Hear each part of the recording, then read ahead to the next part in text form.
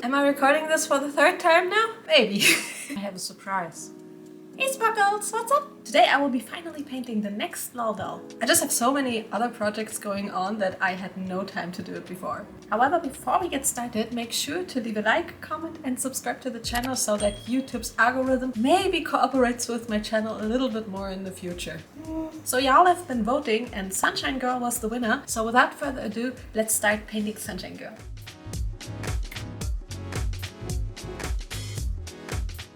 Alright, so just like with Moonlight BB's video, I bought the doll brand new from Amazon so that we have a complete set to work with.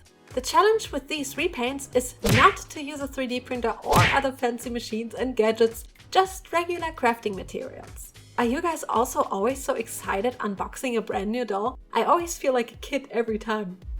When opening the box first, we have the little accessories on the right side of the box. I then have to remove the perforated artwork from the box in order to access the main event. Ah, there she is! Okay, I already see she has a great taste because of the pink hair, and she instantly gives me summer vibes. Let's take her and some accessories out of the package. Now we have to free her from the plastic package. And here she is. Okay, onto her outfit and accessories. First we have the little BFF journal, and then she has several bags with clothes and 2 accessory boxes. First we have a pair of denim pants. I'm completely blown away that they come with a tiny belt and the tiniest snap buckle I have ever seen that actually works like... Huh?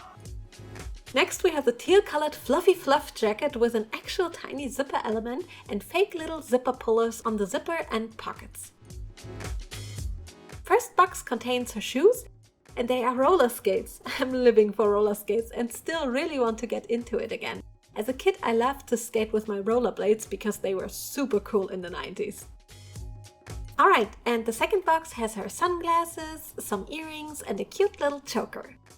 Last bag, what do we have here? Ah, it's her handbag! I love the idea that's a TV, but I might have a better idea how to customize it. Let's see how she looks put all together so we can have some nice before shots. She's extremely cute, and I must say that the fashion doll game nowadays by MGA is incredible. The outfits are insane and it's amazing what you get for the price. I will mostly keep the whole outfit as it is because it looks amazing already, but I want to do some modifications.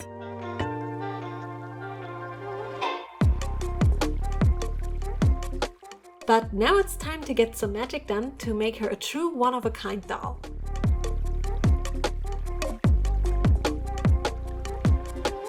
Let's start with the bag. First I'm going to remove the TV screen from the bag with pure acetone. Then I'm taking my super freshly bladed X-Acto knife and will start cutting out a sketched on screen out of the bag. This was harder to do than expected because the material was so soft and kept bending a lot. I eventually managed to do it without cutting my fingers, which is an achievement. Now I'm taking 2 thin vinyl sheets from a plastic envelope and will tape them together on 3 sides using regular clear tape. I put them exactly on top of each other and fold the tape around them. When I made this little pocket, I will now take this chunky glitter and sprinkle on half into the pocket and the other half onto the table. I also add some tiny stars to the glitter mix and will now close it with a final folded tape along the opening. Now we have a cute little shaker pocket. Then I'm taking my Uhu glue, apply it to all the edges of the pocket and glue it onto the bag.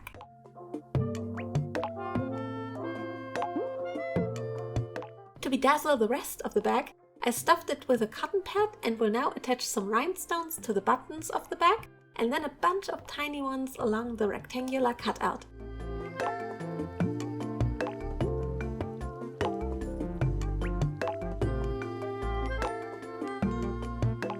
Gluing these looks so satisfying on cam, but it was a fight behind the scenes. Once I was done, it looked like this, and it's so cute. And it's so fun to shake around.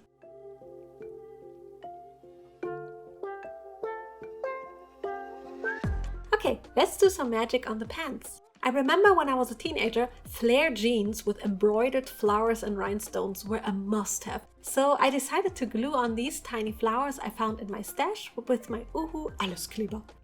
I also decided to add some tiny iridescent hearts and stars for some more glamour to the pants as well. To finish up the pants, I just add some iridescent rhinestones to the little belt on the leg. And with that, the pants are done, and I really love the pop of color the flowers bring to the pants.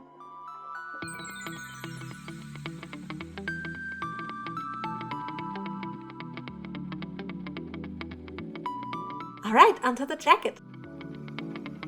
I will mostly keep it like that. I just want to add this extremely cute lace trim to the bottom of it, and we'll just glue it all the way along the bottom seam.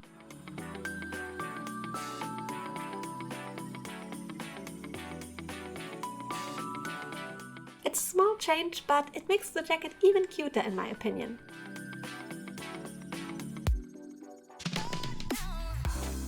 To our choker, I'm just adding some rhinestones to the sides of the heart to give the studs a little bit more dimension.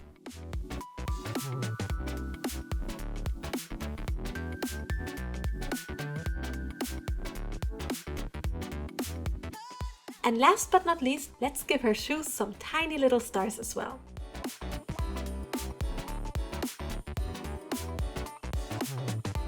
It fits the shoe perfectly, and they now have a little bit more detail to them.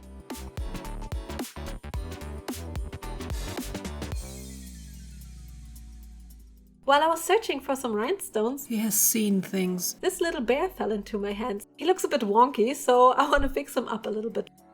First, I add some blushing to the inner parts of the ears. And then I'm trying to paint the eyes a little bigger and smoother, which was horribly hard on this flocked surface. Ah, that's already a lot better. So cute. It's so tiny, by the way. And I also decided to add a tiny pink heart-shaped nose to the bear as well. Does it look like a heart? I hope it looks like a heart. And here's the finished bear, and it looks super adorable.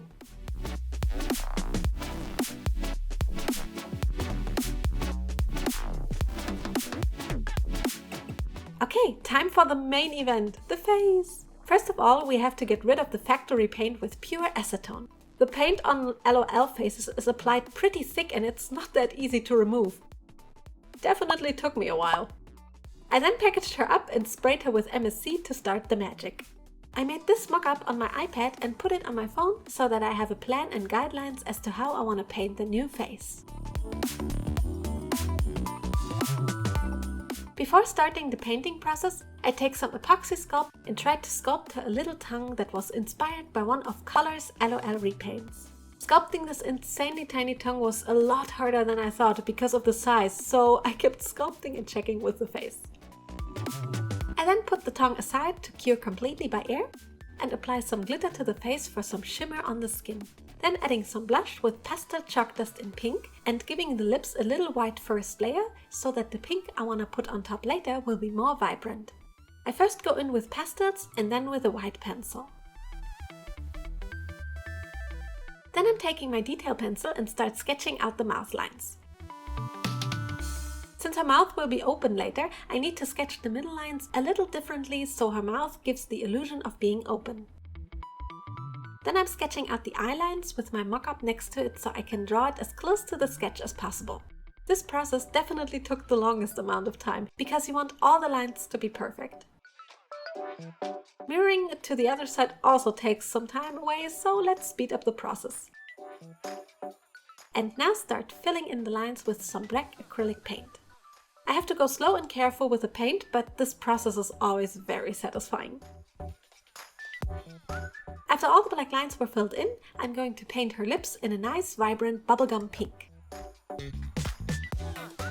And now it's really just filling in all the flat colors, like some purple for the iris and some white paint for the sclera.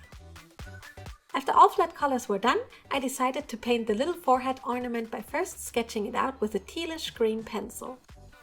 The hardest part here was to make it as symmetrical as possible, so I really needed to take my time here. Once filled in with color, it really shines and I'm super happy that it turned out so nice. Here I'm just adding a little bit more paint to it to make it more opaque. For her eyeshadow, I'm using pastel pink yellow paint and apply it to her lid and above with a small nail art detail brush. Looks great after drying. Time for eyebrows. I first sketched them with my pink pencil, which you can barely see on camera. Wow, you don't see it at all. There's an eyebrow.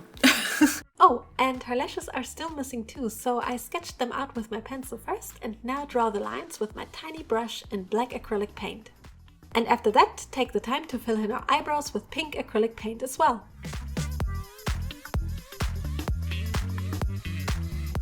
Once that was done, only some eye details were missing that I painted with some lilac before moving on to the eye shines that I partially painted in lilac and partially in white. Once completed on both eyes, I just add some tiny teal dots to the iris and now just the tongue is missing.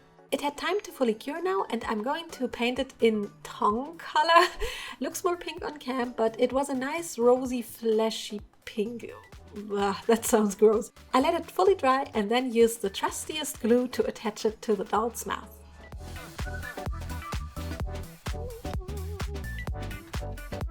I glossed it already with some varnish and now apply a teeny tiny tongue piercing to it. I used nail art caviar and silver for that. And how about giving her a nose piercing too?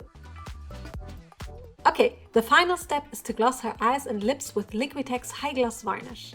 I usually apply 3 to 4 coats to make them extra shiny. And here's the finished face and I love it so much. But now when putting her next to Moonlight Baby, I wanted to change some tiny things on Moonlight Baby's face. There is nothing wrong with changing something that you made and are not 100% satisfied with anymore. Art is always a process and sometimes we learn to improve and want to improve a past piece of work. So I adjusted Moonlight Baby's eye shines a little here. And yeah, with that sparkles, we are done. Let me show you the finished doll.